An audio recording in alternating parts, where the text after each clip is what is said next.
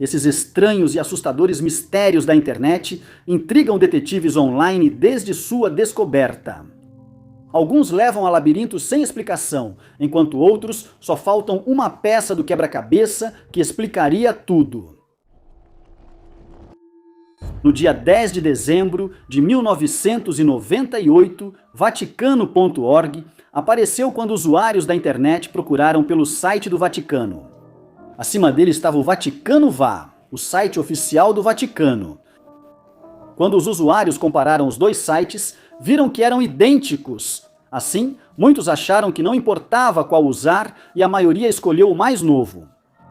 Com o passar do tempo, porém, mudanças sutis foram sendo feitas e passaram despercebidas por muitos usuários. As pequenas mudanças foram graduais e passaram despercebidas por um tempo, incluindo a reformulação de trechos desalinhados com a religião. Várias declarações foram alteradas de forma herética, modificadas para apoiar a legalização de entorpecentes e incentivar relacionamentos românticos antes do casamento. Nenhuma declaração estava de acordo com as reproduções fiéis dos documentos papais originais. O tráfego para esse site falso do Vaticano cresceu, fazendo com que o Vaticano.org fosse indexado e ganhasse mais visibilidade nos mecanismos de busca. As mudanças seguiram e os discursos papais viraram declarações heréticas. Palavras inventadas e inexistentes eram óbvias e erros gritantes dominavam as páginas. Havia até trechos de letras de músicas pop da época, mas esses dois estavam inseridos em um contexto religioso, tornando cada nova afirmação estranhamente crível. Os usuários também teriam uma nova opção útil, a capacidade de enviar mensagens diretamente para o Papa. Um formulário de confissão foi o próximo a ser adicionado, instituído em 1999, um ano após a criação do Vaticano.org. O formulário de confissão criado para o Grande Jubileu sugeria que o Papa absolveria pecados por e-mail.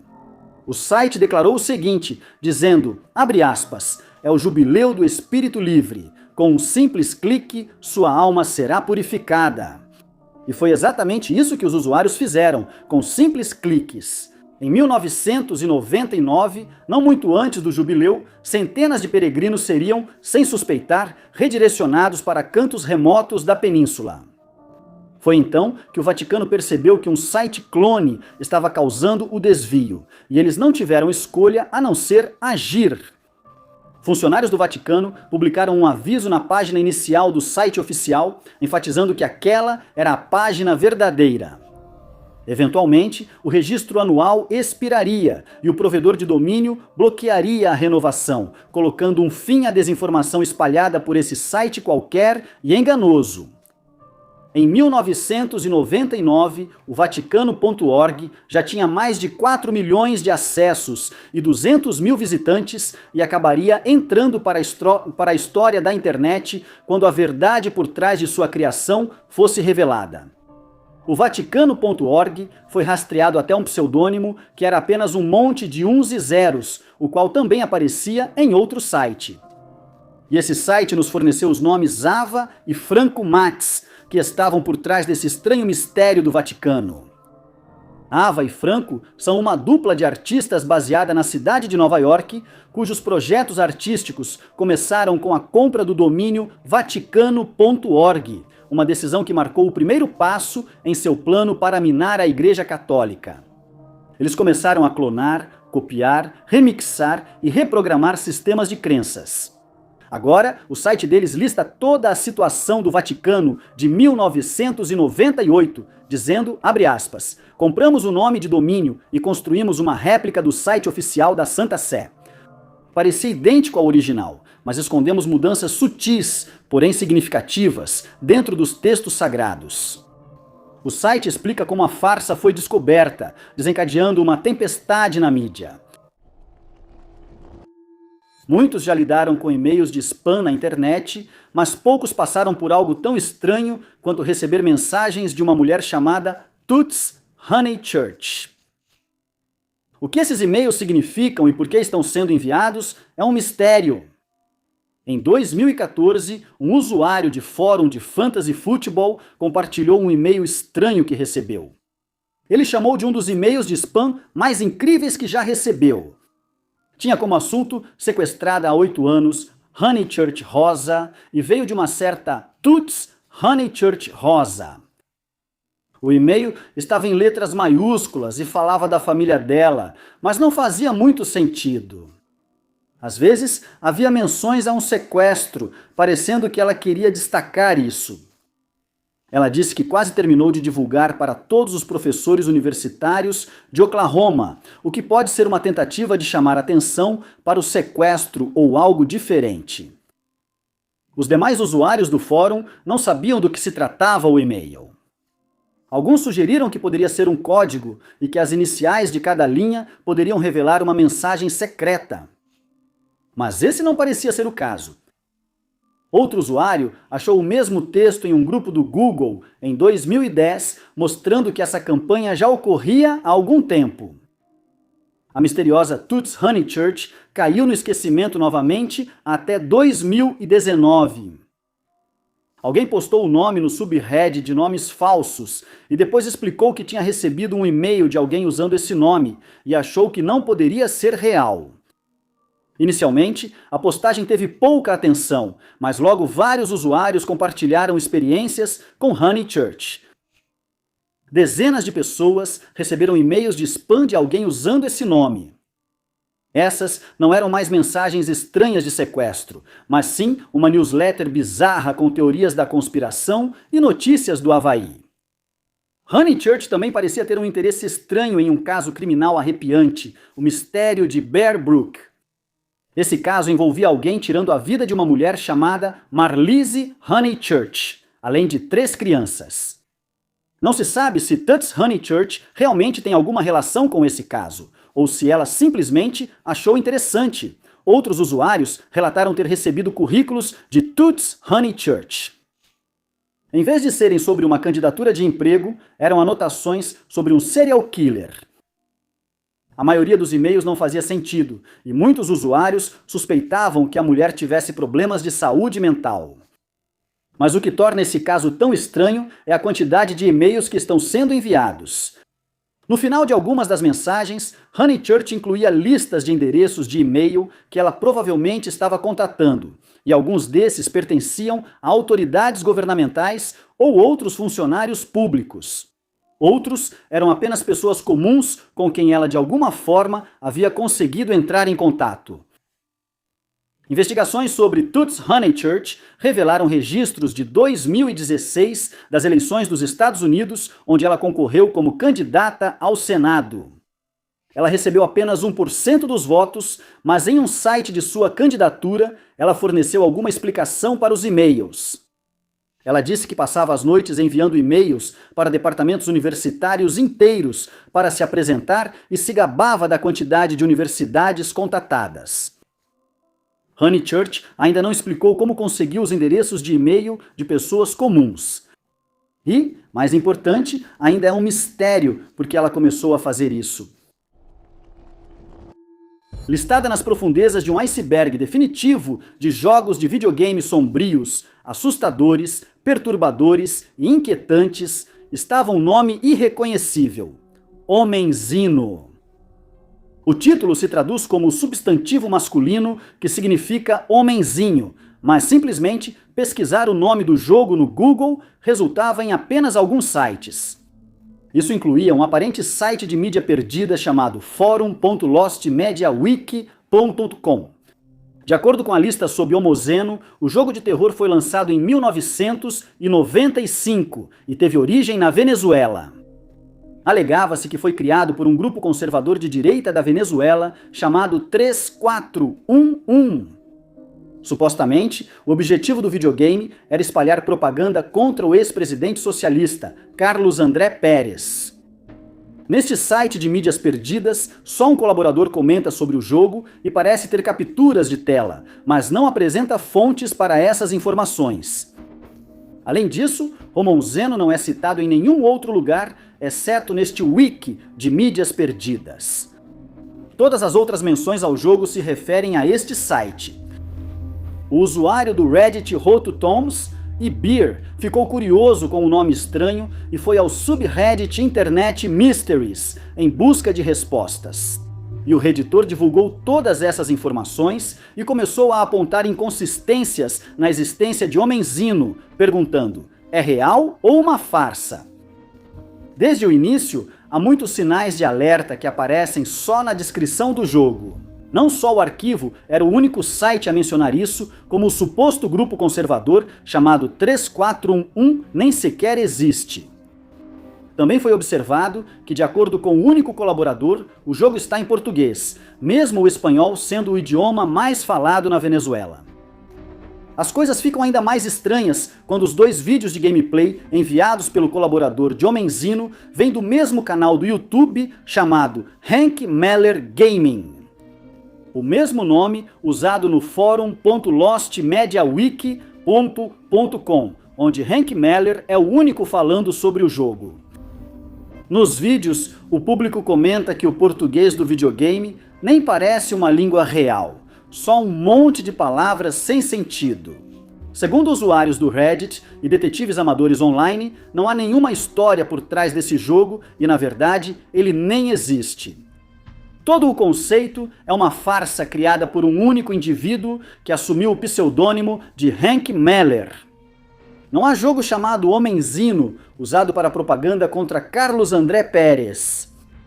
Os vídeos de gameplay devem ter sido feitos pela própria pessoa, pois qualquer gamer de 1995 sabe que os jogos não tinham esse visual naquela época. Desde o início, as pessoas tentam usar a internet para contar histórias de formas novas e inovadoras. Algumas dessas histórias iniciais da internet foram arquivadas, mas outras se perderam com o tempo.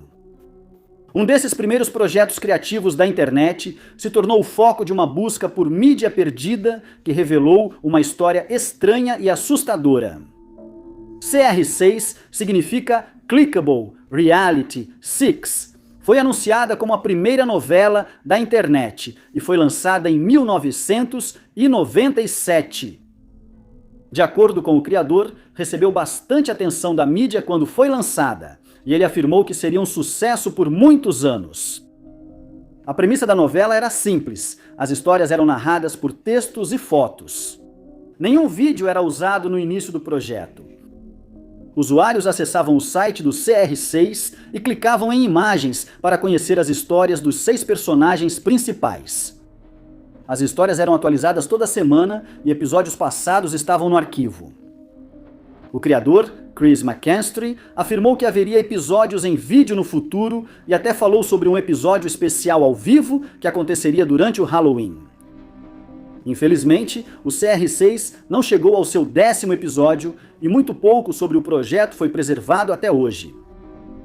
O CR6 permaneceu na obscuridade da internet, sendo desconhecido pela maioria das pessoas até agosto de 2021, quando um usuário do Reddit fez uma postagem sobre a websérie. O usuário do Reddit, Incorporated Projects, assistia Better Call Saul enquanto lia seu artigo na Wikipédia. Isso o levou ao histórico de edições da página de um ator que interpretava um personagem secundário. As primeiras edições dessa página mencionavam CR6. A frase dizia, abre aspas, ele foi criado em Winnipeg, Manitoba, onde em 1997 foi escalado para uma das primeiras novelas da internet, CR6. Nada mais sobre a misteriosa novela foi encontrado na Wikipédia ou na internet. Incorporated Projects levou sua busca ao subreddit de mídias perdidas. Os usuários do Reddit conseguiram encontrar um pouco mais de informação. Um vídeo promocional sobre o projeto havia sido postado em um canal do YouTube, que parecia compartilhar vídeos de Winnipeg e tinha outras conexões com o CR6. Pessoas pesquisando na internet também conseguiram encontrar um arquivo do site original do CR6. A principal fonte final de informação era o próprio site de Chris McKinstry. Ele comentou um pouco sobre o projeto e até se gabou de ter sido destaque na CNN em um segmento de 3 minutos, exibido várias vezes no dia. Ele também postou um recorte da primeira página do Winnipeg Free Press, que trazia uma matéria sobre o CR6. Apesar dessas fontes, pouco sobre a verdadeira peça de mídia perdida pôde ser descoberto. Investigadores acharam os nomes dos 6 atores do programa. Uma delas, Anitta Didimar, mencionou isso em um blog que escreveu em 2013, mas parecia que CR6 não tinha sido um grande trampolim para nenhuma carreira. O motivo disso era claro. McKinstry teve problemas criativos com os roteiristas do programa, culpando-os pela má qualidade dos roteiros e das histórias. CR6 terminou após menos de 10 episódios e McKinstry vendeu os direitos da propriedade intelectual para o elenco por apenas $1. Pessoas que trabalharam no CR6 disseram que McKinstry nunca lhes pagou. Ele devia dinheiro a fotógrafos, escritores, motoristas e até à empresa de limusines do evento de lançamento. Quando o CR6 fracassou, ele fugiu para o Chile, onde passou o resto da vida. Ele faleceu em 2006, deixando para trás especulações sobre uma possível teoria da conspiração para forjar a própria morte. Em uma data não especificada em 1994, um estranho comunicado de imprensa deixou o mundo inteiro em alvoroço. A Associated Press divulgou uma matéria insistindo que a Microsoft, a maior fabricante de softwares para PC do mundo, estaria adquirindo uma instituição que ninguém esperava. O artigo sugeria que a empresa logo compraria a Igreja Católica Romana. Com a indicação de Cidade do Vaticano, a matéria dizia que, se o acordo fosse fechado, seria a primeira vez na história que uma empresa de software compraria uma grande religião mundial. Os termos, insinuava o artigo, eram que a Microsoft teria direitos eletrônicos exclusivos sobre a Bíblia e o Papa João Paulo II se tornaria o vice-presidente da divisão de softwares religiosos da empresa resultante da fusão. Além disso, 2 vice-presidentes seniores da Microsoft investiriam no Colégio dos Cardeais. A matéria jornalística também incluía uma suposta promessa de Bill Gates, na qual ele insistia que usaria a empresa Microsoft para disponibilizar os sacramentos online. Bem, algum tempo depois, disseram que a Microsoft não tinha nada a ver com a igreja. As investigações sobre esse caso logo começaram e foi determinado que o brincalhão, na verdade, usou um despacho falso da Associated Press, a maior agência de notícias do mundo. O desconhecido espalhou as alegações online, fazendo a história atingir um público amplo. A partir daí, começaram as pegadinhas entre os primeiros memes da internet, intitulados Microsoft Acquires, onde piadas semelhantes eram feitas, sendo que uma delas afirmava que a Microsoft havia adquirido a frase Microsoft Acquires para acabar com as zombarias. Em janeiro de 2024, um usuário do Reddit publicou no subreddit Internet Mysteries sobre um número de telefone estranho ligado a um parque de diversões fictício. Segundo um usuário do Reddit, ele se interessava por números de telefone incomuns e costumava ligar para números 0800 em busca de algo estranho. Foi ao passar metodicamente por esses números que ele se deparou com a anomalia. Ligando, 222-1111. Levou a uma caixa postal em um lugar chamado Fun Dragon Wings Happy Zone. A voz alegre agradeceu a ligação e descreveu a localização do parque como perto da rodovia estadual 687, apenas 4 milhas depois de Jeepers Seekers Blueberry Farm. A caixa postal então continua descrevendo as atrações do parque Fun Dragon Wings Happy Zone, que incluem balanços, um toboágua e um restaurante temático de dragão. As atividades regulares incluíam o clube de tricô de luvas e o concurso de rolar bolinhas de gude. A mensagem termina com o locutor rugindo, brincando com o tema do dragão. A mensagem seria um pouco mais engraçada, mas ainda incomum se Fun Dragon Wings Happy Zone existisse. Mas quando detetives da internet tentaram encontrar o parque de diversões misterioso, não acharam nada. Nos Estados Unidos, existem 2 rodovias estaduais, 687 nenhuma, das quais possui parques de diversões com nomes parecidos. Mas existe uma rota do condado 687, localizada em Nova Jersey. Ao ouvir o sotaque do homem, os usuários do Reddit determinaram que ele provavelmente estava na região de Nova Jersey ou Filadélfia, e a companhia telefônica que possui o número também está localizada em Nova Jersey. Mas a Fun Dragon Wings Happy Zone ainda não existe. Um comentarista descobriu o parque temático Storybook Land, a cerca de 1 hora da Rota do Condado 687. O parque tinha um brinquedo de dragão, mas não uma área temática. Não havia fazendas de mirtilo próximas. A Jeepers Seekers Blueberry Farm também não parece existir. A gravação parecia profissional e não era algo que alguém pudesse fazer sem nenhum planejamento. Música tocava ao fundo e alguns sugeriram que era de um antigo comercial de TV. Porém, a mensagem inicia agradecendo explicitamente a pessoa pela ligação. Obrigado por ligar para a Fun Dragon Wings Happy Zone. Localizado na rodovia estadual 687, apenas 6 quilômetros após o Jeepers Seekers Blueberry. Isso fez muitos acreditarem que tudo era parte de um ERG, ou jogo de realidade alternativa. Alguém descobriu que o código correto era 7627, ou ROAR, o que significa que a última parte da mensagem era, na verdade, uma dica. No entanto, ao inserir o código correto, nenhuma nova pista surgiu no jogo. Quem ligava recebia uma mensagem informando que a contagem de mensagens de voz foi desativada e solicitando contato com o administrador do sistema. Logo após a descoberta, o código foi alterado. Meses depois, o número de telefone foi desconectado. O desaparecimento de Mara Murray está entre os casos mais conhecidos que continuam dominando timelines, podcasts e canais do YouTube. No dia 9 de fevereiro de 2004, Mara sacou $280 de sua conta bancária em um caixa eletrônico que não ficava no campus onde ela morava. Por volta das 15 horas, naquele dia, ela foi a uma loja de bebidas alcoólicas e comprou várias bebidas alcoólicas. Às 16h30, ela foi vista em seu sedã Saturn 1996, indo em direção a New Hampshire. Mara não revelou seus planos ou destino a ninguém. A próxima notícia sobre seu paradeiro só apareceu horas depois, quando ela sofreu um acidente de carro sem envolver outro veículo na Rota 112 no vilarejo das Montanhas Brancas. Dizem que ela perdeu o controle do veículo em uma curva acentuada, colidiu com um monte de neve e atingiu uma árvore. A frente do carro amassou e ficou impossível dirigir.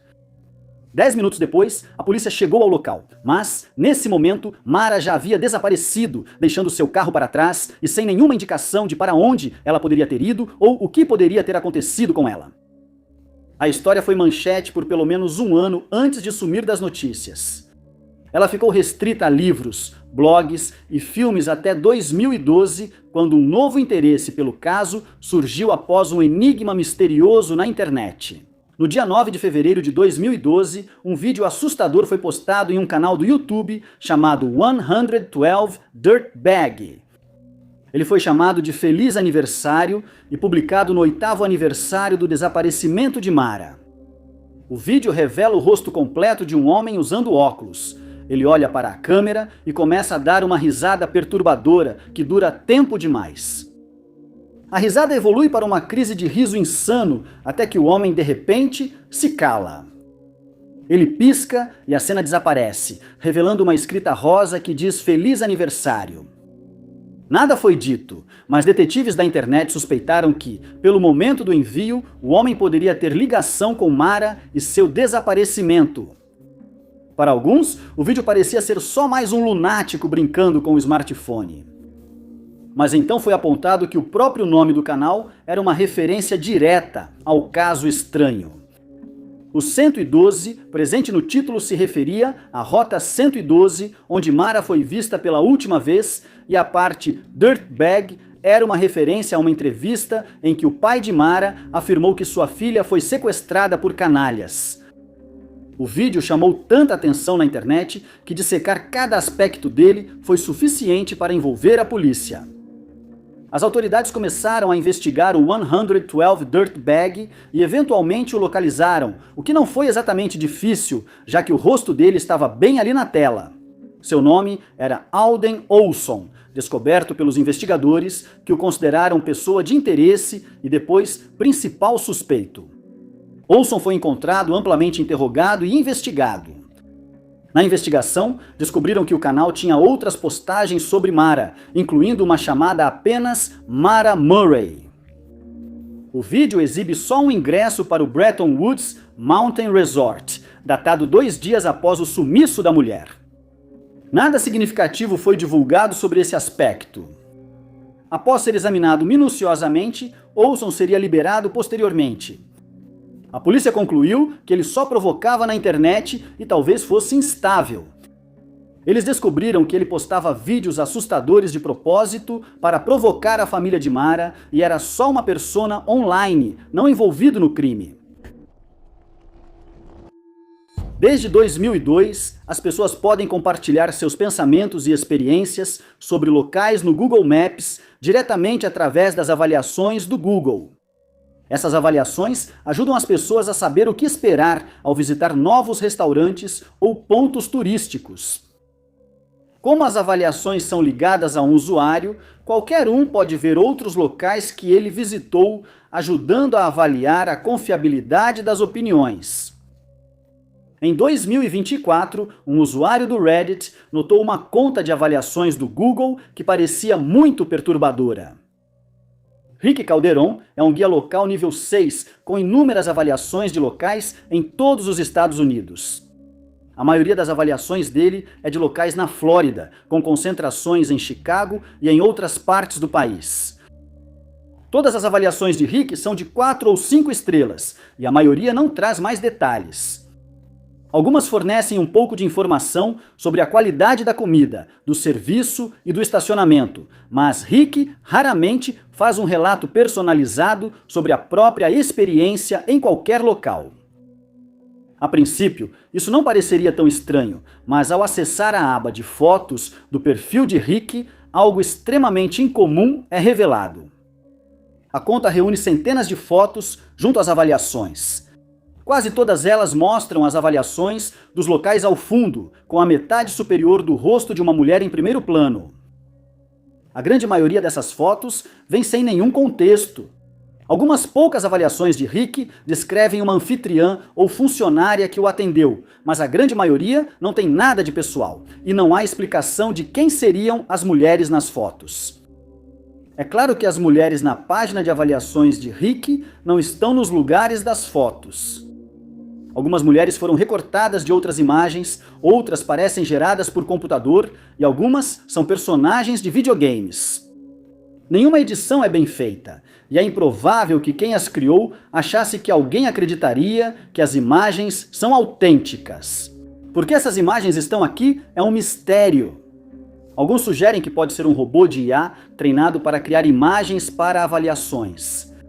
Nas primeiras fotos da conta de Rick, um cardápio é segurado diante do rosto de uma mulher. Talvez a IA tenha sido treinada nessas imagens, e o computador focou no rosto da mulher, recriando essa parte em vez do cardápio. Mas há falhas nessa teoria. Algumas imagens mostram personagens de videogame conhecidos. Uma IA dificilmente criaria isso sem ser solicitada deliberadamente. As imagens também parecem estar ficando menos realistas com o tempo. Se isso fosse um programa de treinamento de IA, não haveria motivo para que as imagens fossem realmente postadas. Rick publicou recentemente uma foto de uma mulher com um boneco do Yoshi, igual ao da foto de perfil dele. Essa imagem não só não se encaixa no padrão, como também parece ser uma foto real. Outra teoria é que essa pessoa quer atrair atenção para sua página de avaliações do Google para tentar vender suas avaliações. Um comentarista relatou que após suas avaliações ganharem destaque na internet, foi procurado por alguém oferecendo dinheiro por avaliações falsas. Se esse for o caso, as imagens estranhas de Rick definitivamente chamaram a atenção. Rick Calderon ainda está postando em novembro de 2025, mas parece que não estamos mais perto de resolver o mistério. Foi em 11 de outubro de 2009 que um canal estranho do YouTube, chamado Hi Walter, It's Me Patrick, publicou um vídeo igualmente estranho. Um homem supostamente chamado Patrick aparece no vídeo.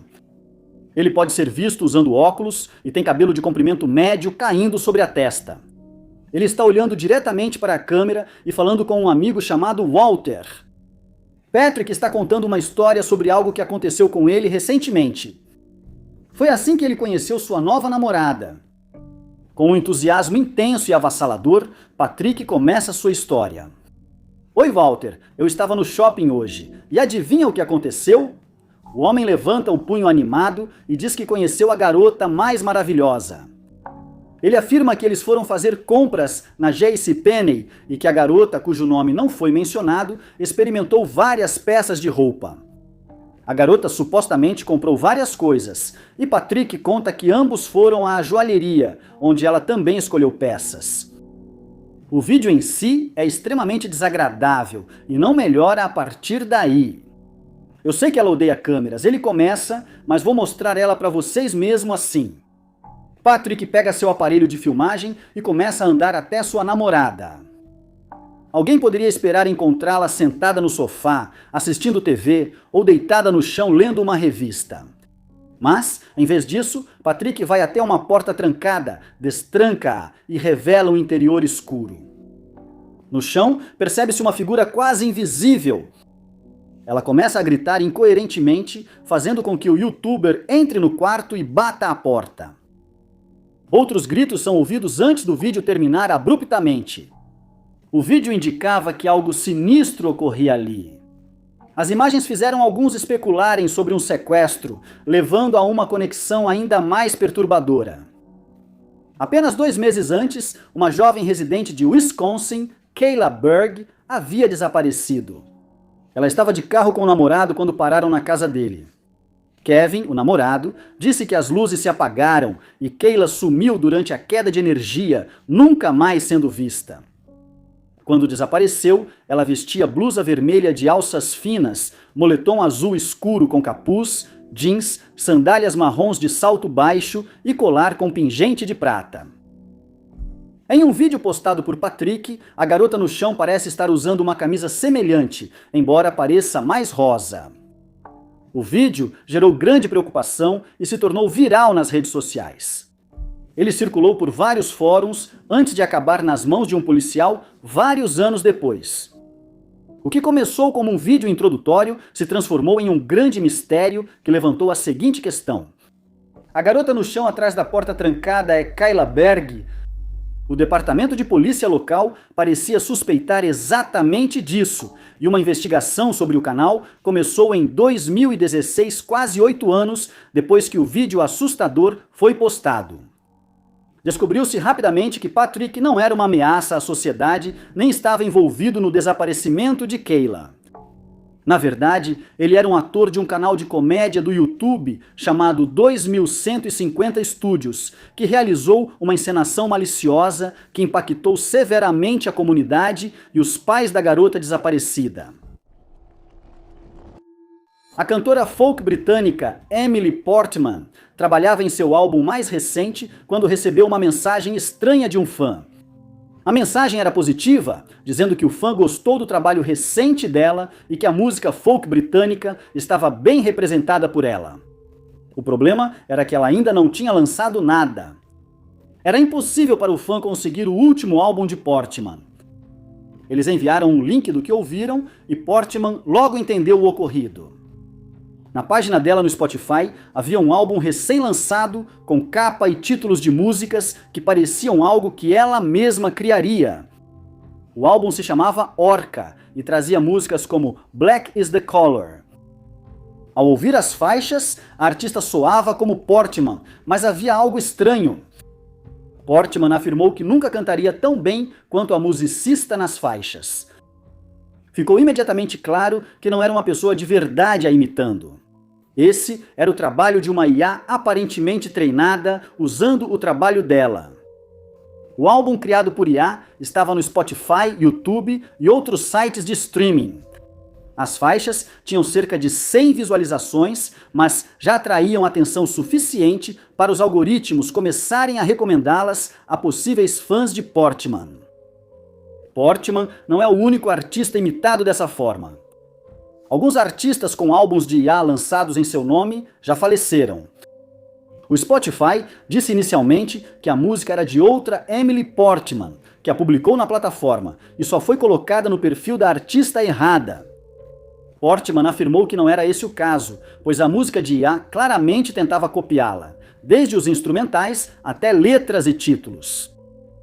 Quando alguém faz o upload de uma música no Spotify, é quem faz o upload, e não o próprio artista que recebe os pagamentos de royalties. Quem subiu o álbum como Portman recebeu todos os royalties que o Spotify pagaria pelas execuções dessas músicas. Isso parece um motivo óbvio para quem estava por trás desse álbum misterioso, mas não está claro por que escolheram Portman. Seu primeiro álbum recebeu alguns elogios, e ela até ganhou o BBC Folk Award há mais de 10 anos. Mas ela não era o tipo de artista que recebia muitos streams. Durante o tempo em que o álbum Orca estava disponível, quem fez o upload não teria recebido mais do que $6 por faixa. Quem estava por trás disso é ainda mais misterioso. Portman sugeriu que pode ter sido obra de um bot e que sua conta foi escolhida ao acaso. Alguém devia receber os royalties por isso, possivelmente quem configurou o bot inicialmente. Foi em 1991 que o primeiro site de todos foi criado, mesmo que a internet já existisse há alguns anos naquela época. Foi no CERN que ele foi criado pelo cientista britânico Tim Berners-Lee. O site foi dedicado como parte de um projeto mundial. A World Wide Web evoluiu bastante desde então. A internet, mesmo no início, já era cheia de mistérios.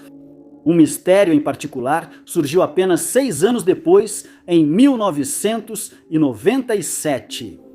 Mortis.com está entre os primeiros mistérios conhecidos da internet, antecedendo o Cicada 3301 e sucedendo o Markovian Parallax Denigrant em 1996. O domínio mortis.com foi registrado em 1997 sob o nome de Thomas Ling. Ele surgiu online como fundo preto e um campo simples para usuário e senha. Ninguém deu atenção na época, mas virou destaque nas redes sociais ao ser descoberto por acaso em 2011. Um usuário de rede social postou o site curioso em plataformas específicas e, a partir daí, o mistério ganhou vida própria.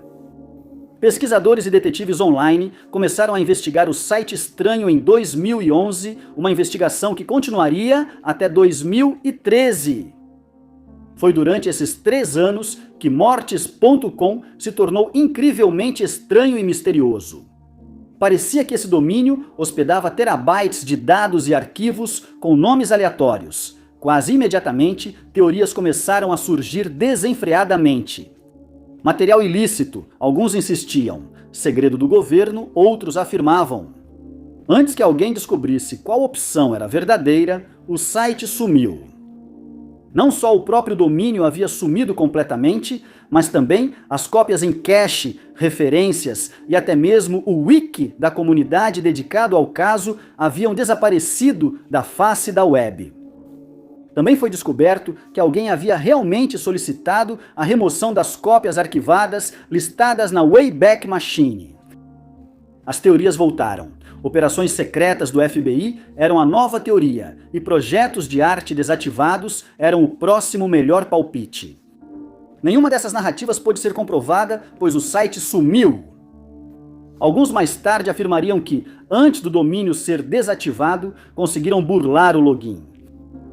Porém, essas alegações sempre foram infundadas.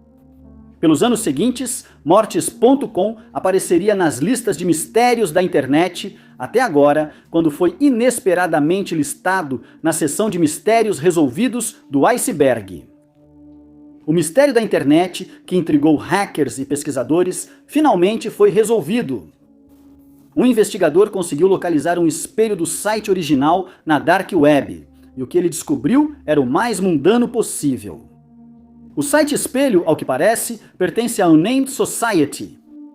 No site, há uma página intitulada Incidente Thomas Ling, e essa seção detalha como o desenvolvedor, Igor, usou o nome Thomas Ling como pseudônimo. Um dentista chamado Thomas Ling descobriu isso e pediu ao desenvolvedor para retirar seu nome da associação. A Unnamed Society atendeu ao pedido e, como compensação, criou o Mortis.com, um serviço de e-mail para Ling e seu consultório odontológico.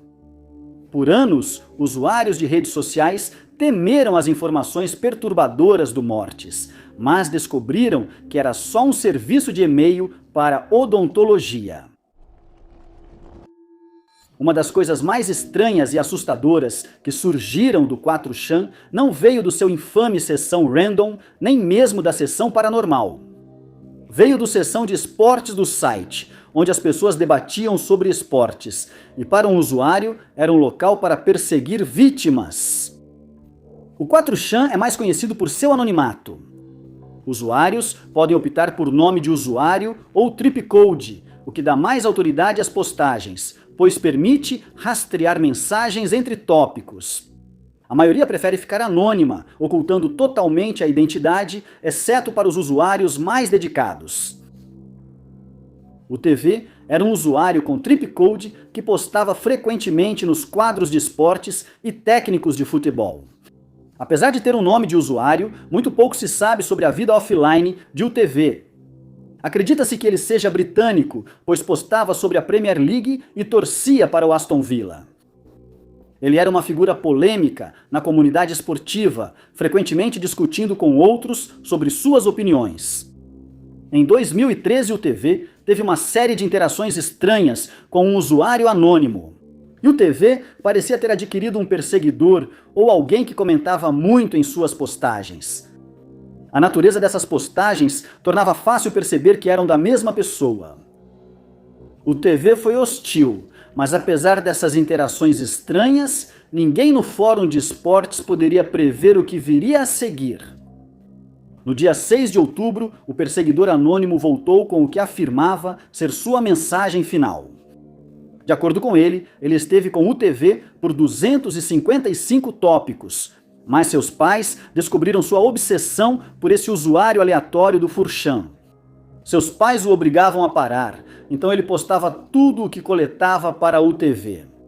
O anexo se chamava Phil Merillion. Por algum motivo, o usuário Anon achava que o verdadeiro nome do UTV era Phil e que ele morava em Kent.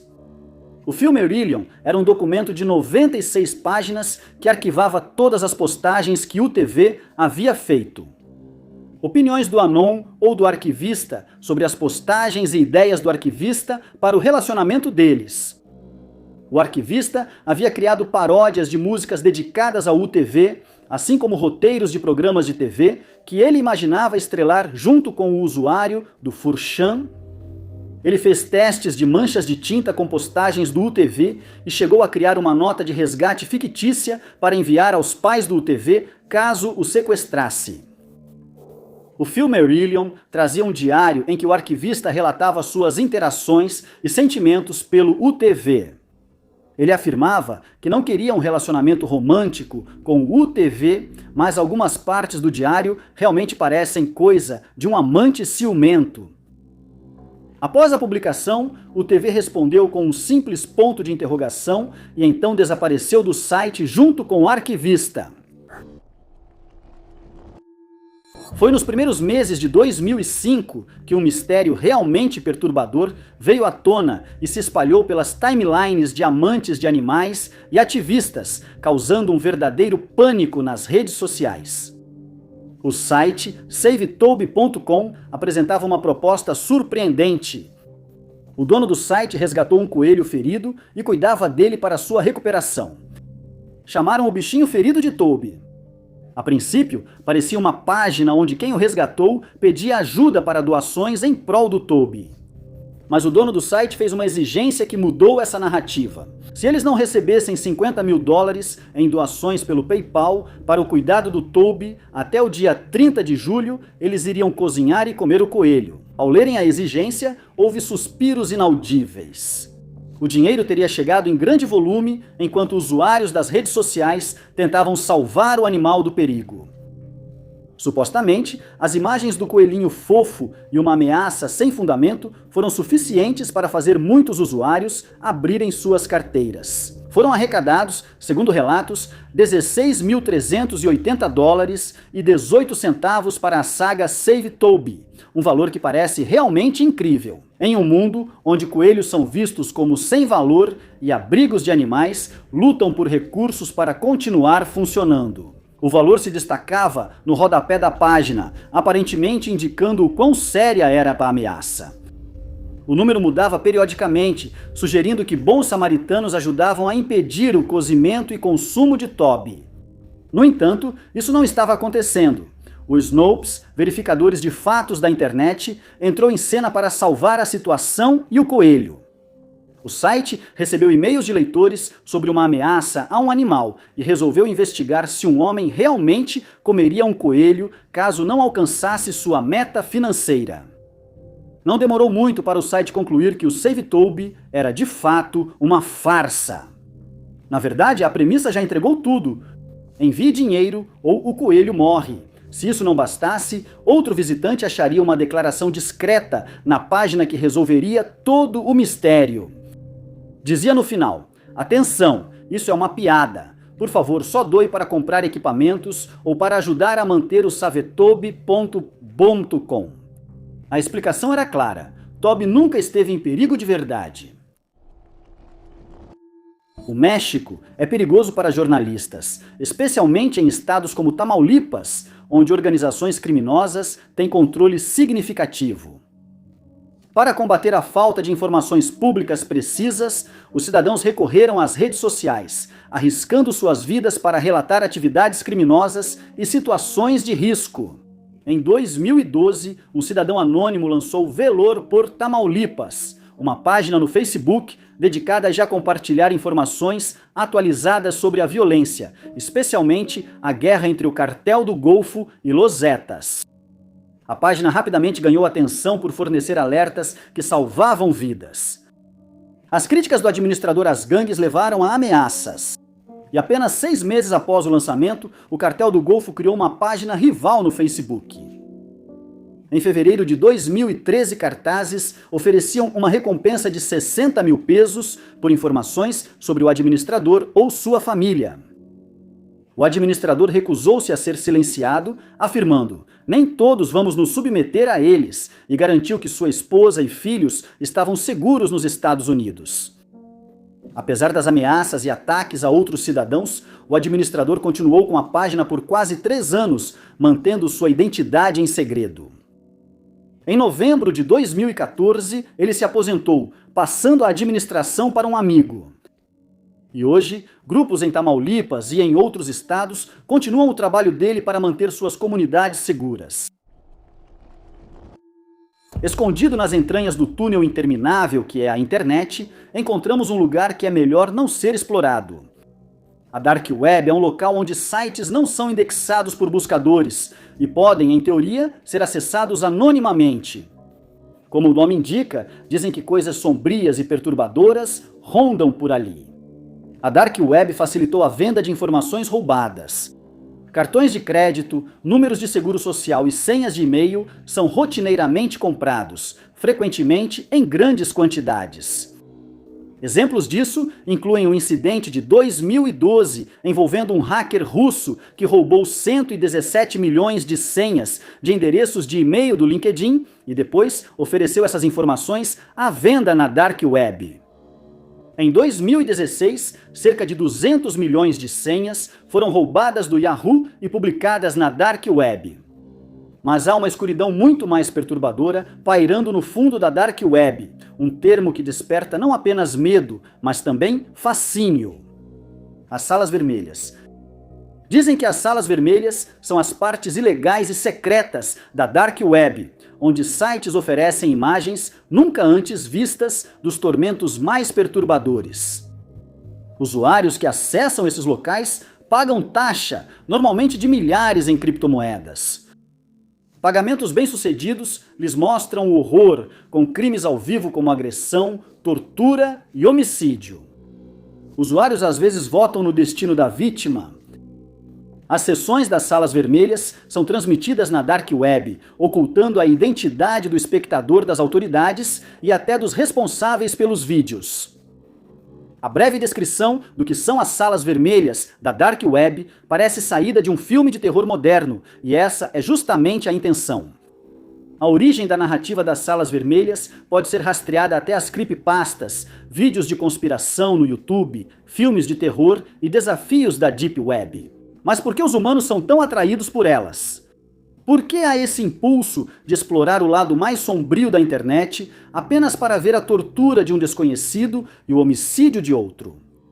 Provavelmente é pelo mesmo motivo que muitos assistem canais no YouTube com desconhecido e mistério no título. Somos obcecados pelo tabu, pelo que é invisível, e temos uma curiosidade mórbida que tira o sono e só pode ser saciada ao ver o que permanece oculto. A Dark Web oferece ao público o cenário perfeito para fazer exatamente isso. Ela oferece comunicação criptografada, anonimato e uma moeda que não pode ser rastreada até uma única pessoa. O mistério das salas vermelhas é um dos mais fáceis de desmascarar na internet e pode ser explicado em duas frases. O Tor, navegador usado para acessar a Dark Web, não suportaria salas vermelhas de transmissão ao vivo por ser instável demais. Com toda a discussão e curiosidade sobre o conceito, você pensaria que existiria ao menos uma captura de tela das imagens perturbadoras circulando. Mas todas elas já foram comprovadamente falsas. Em 2008, funcionários da Universidade Edge Hill, em Lancashire, Inglaterra, fizeram uma descoberta estranha no Google Maps. Perto da universidade havia uma cidade desconhecida para eles. Ao pesquisar sobre a cidade na internet, eles encontraram anúncios de empregos locais, previsões do tempo e até casas à venda. Mas ao visitar Argleton pessoalmente, eles encontraram um campo vazio e nada mais. Mike Nolan, chefe dos serviços web da universidade, foi o primeiro a notar a cidade misteriosa. Ele cresceu em Ogden, uma pequena cidade ao norte de Liverpool e não muito longe da universidade. Ao ver a cidade no Google Maps, ele percebeu que ela parecia ter sido renomeada para Argleton. Até a escola que ele frequentou na infância agora parecia estar na cidade fantasma. Nolan publicou no blog uma breve postagem sobre a cidade misteriosa, brincando que o Google tentava apagar Ogden do mapa. Ele não deu muita importância, apesar de ele e outros moradores relatarem o erro ao Google. Mas, em poucos meses, jornais locais e nacionais já noticiavam sobre a cidade misteriosa. O fato de que outros lugares na internet pareciam acreditar que Argleton era real não aumentava sua autenticidade. Esses sites utilizam softwares baseados em dados geográficos do Google. O erro vinha todo da mesma fonte, em vez de todos esses lugares cometerem o mesmo erro individualmente. As pessoas especulavam sobre como e por que a cidade havia surgido. Alguns adeptos de teorias da conspiração sugeriram que era o Triângulo das Bermudas de Lancashire, indicando algo mais sinistro que o Google teria revelado sem querer. Uma explicação mais lógica era que se tratava de um simples erro. A palavra Argleton é parecida com Ogden e soa como um lugar que poderia existir. A teoria era que alguém tinha digitado errado ou ouvido Ogden como Argleton, e o erro nunca foi corrigido. Mas o nome Argleton aparecia no Google Maps ao lado de Ogden, e parecia que deveriam ser dois lugares diferentes, embora muito próximos um do outro.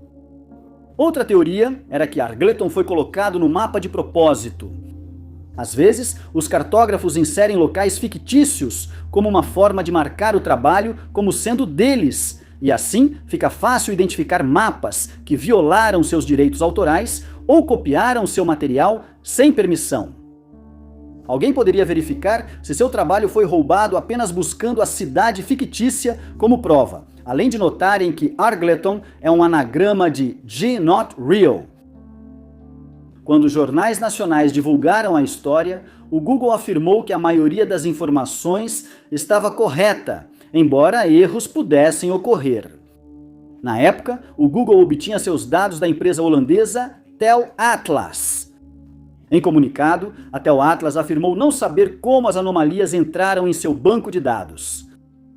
Neste blog, Nolan destacou os perigos desses erros. Nesse período, o Google Maps começava a substituir outros mapas digitais como principal fonte para obter rotas. Erros como esses poderiam ter deixado as pessoas em situações perigosas.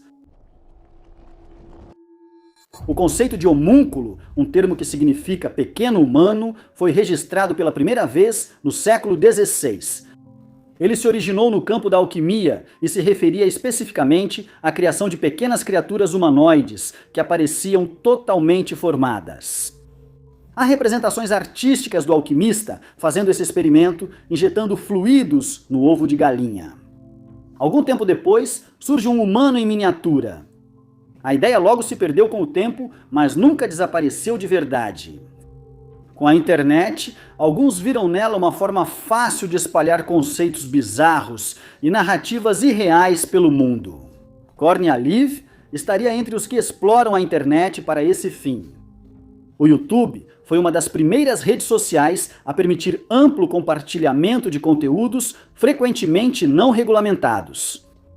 Alive, um homem russo, se deparou com as lendas da alquimia sobre o homúnculo e começou a documentar seus experimentos que acabariam sendo divulgados por todo o site. No vídeo inicial, Como Fazer um Homúnculo, ele demonstra isso ao seu público. À frente estão todos os itens para criar a criatura inexistente. Um ovo, uma seringa com fluido biológico, um recipiente e uma pequena tesoura. As palavras traduzidas caem na parte inferior da tela. Olá, hoje vamos fazer um experimento para criar um homúnculo. E foi isso, o mundo da internet ficou em frenesi, com muitos acreditando que realmente poderiam criar uma criatura assim. Foi exatamente esse vídeo que deu início à tendência de criar homúnculos, que tomou conta da internet em 2016. A Live foi incansável em seus experimentos e continuou com suas experiências bizarras até chegar ao homúnculo 21. Nesse mesmo ano, o homem russo faleceu inesperadamente, o que levou a grandes teorias da conspiração associadas à sua morte e aos experimentos. Logo depois, vídeos no YouTube como Criatura Homúnculo, Real ou Falso começaram a aparecer. Eles buscavam afastar a sociedade e as redes sociais da desinformação. Retomando os experimentos dos russos, o youtuber revela como é fácil enganar o mundo inteiro. Plástico, campos magnéticos e uma edição cuidadosa de câmera foram os culpados por trás da entidade aparentemente viva que surgiu do ovo de galinha. Os movimentos foram forçados. O homúnculo era um fantoche. Não era só o Alive, o marionetista, mas também quem acreditava que seres minúsculos podiam surgir de algo tão simples como um ovo de galinha e de condições ambientais não reguladas. Bill expôs o mistério do homúnculo na internet como uma farsa, colocando-o ao lado dos gatinhos bonsai e dos jam pets dos anos 2000 em Sibaispos. Em setembro de 2022, um usuário anônimo do 4chan fez uma postagem assustadora no fórum paranormal do site. O amigo deles tinha visto algo que não conseguia explicar, e até hoje nenhuma resposta definitiva para o mistério foi encontrada. O autor explicou que o amigo dele estava hospedado em um motel Super 8, em Ontário, no Canadá. Como muitos motéis, o quarto vinha com uma TV, com canais que iam do 1 ao 68, mas o amigo resolveu passar do canal 68 para ver se havia algo diferente, ou se a TV apenas retornaria ao canal 1. Eles encontraram o canal 69, que não mostrava nada além de estática, e o próximo era o canal 73, que mostrava algo muito mais assustador, porque um rosto branco e assustador era visível em uma tela preta, quase totalmente coberta por estática. Era difícil distinguir qualquer traço do rosto do homem, mas era um rosto. O rosto branco assustador e fantasmagórico assustou com razão o amigo e o usuário anônimo do 4chan que compartilhou o vídeo. O rosto permanecia imóvel, como se a transmissão tivesse congelado, sem nenhum som. Outros anônimos acharam a imagem assustadora e alguns buscaram explicações. Embora estivessem no Fórum Paranormal, a maioria concordou que não era algo paranormal, mas podia ser alguém tentando fazer aquilo parecer paranormal. A teoria mais comum era que aquilo era feito por um pirata de sinal de TV. A interferência na TV é muito mais difícil nos dias de hoje do que era no passado. Mesmo que um pirata acesse um canal não protegido, provavelmente seria logo descoberto e desligado. Outro usuário do 4chan explicou que os piratas normalmente transmitiam uma imagem simples para testar um canal antes de uma invasão propriamente dita. Se essa imagem passar despercebida e permanecer no ar, é um sinal de que eles podem transmitir algo mais complexo. A imagem era algo que apenas outros piratas deveriam ver. Outra teoria era que foi simplesmente um erro. A TV estava captando algo de outro canal por causa de um cabo mal blindado. Mas isso não explicaria a imagem estática e assustadora. A outra possibilidade é que isso fosse totalmente falso. O amigo enviou vídeos da TV por vários ângulos mostrando o rosto imóvel, mas isso não garante que eles mesmos não colocaram aquilo lá. É possível conectar um computador a uma tela de TV usando um simples cabo HDMI e então rodar o vídeo assustador por ali. Pela internet, existem grupos de pessoas dedicados a procurar e acabar encontrando mídias perdidas. A mídia pode ser desde um desenho animado infantil até um anúncio de utilidade pública ou um filme perdido. Uma das peças mais misteriosas de mídia perdida procuradas atualmente é um filme que talvez nunca tenha existido. Se realmente existiu, teria mais de 100 anos e seria a primeira adaptação de Drácula, de Bram Stoker. A adaptação mais antiga de Drácula que sobreviveu é o filme Nosferatu, de 1922. No entanto, sabe-se que pelo menos uma adaptação antecede essa, um filme húngaro lançado apenas alguns meses antes. Mas, supostamente, antecedendo ambos, houve um filme feito na Rússia em 1920. Conhecido apenas como Drácula, pouco se sabe sobre essa suposta adaptação. Supostamente contou com atores ucranianos, mas seus nomes não foram preservados. Mesmo com poucas informações, isso não impediu detetives da internet de tentarem desvendar o mistério ou, ao menos, confirmar sua existência.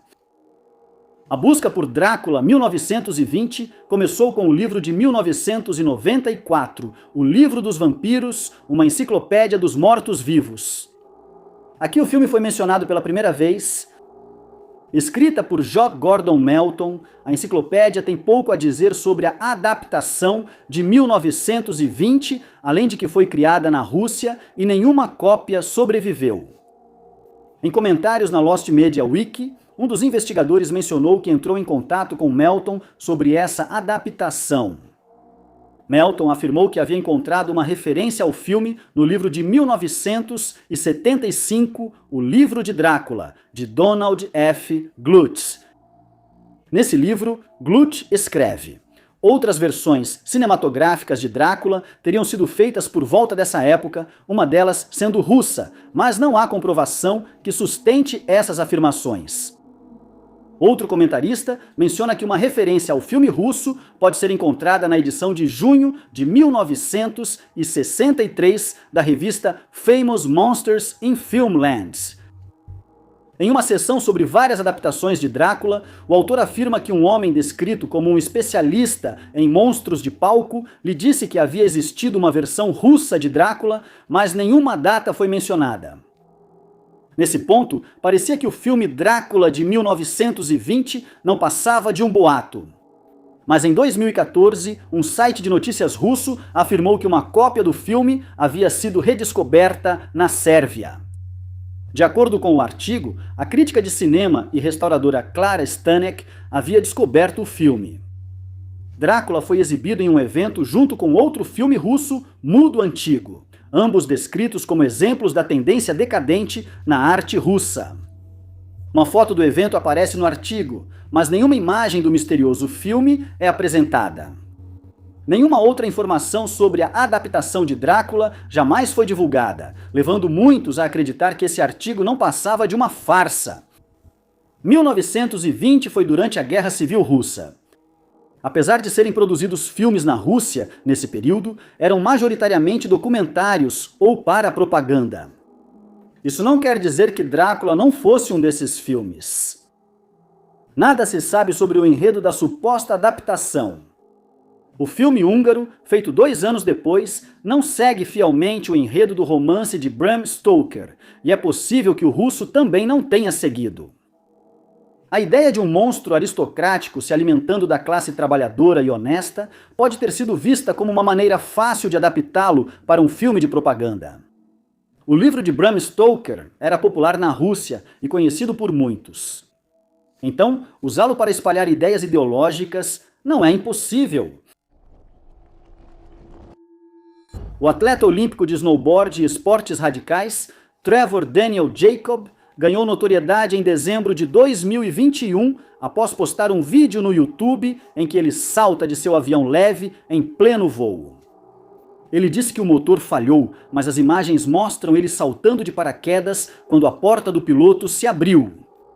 O avião sem piloto caiu e Trevor Jacob sobreviveu, o que lhe rendeu visualizações e inscritos.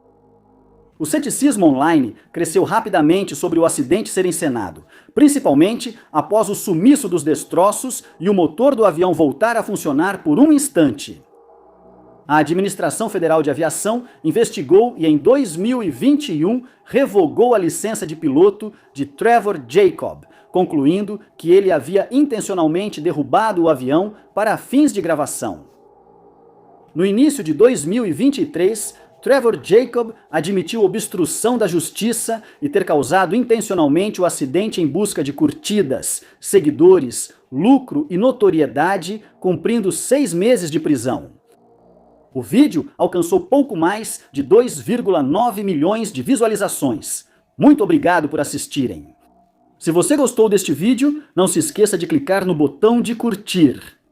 Não esqueça de se inscrever e ativar o sininho para acompanhar nossos vídeos. Eu sou Top 5 Unknowns e vejo vocês no próximo vídeo.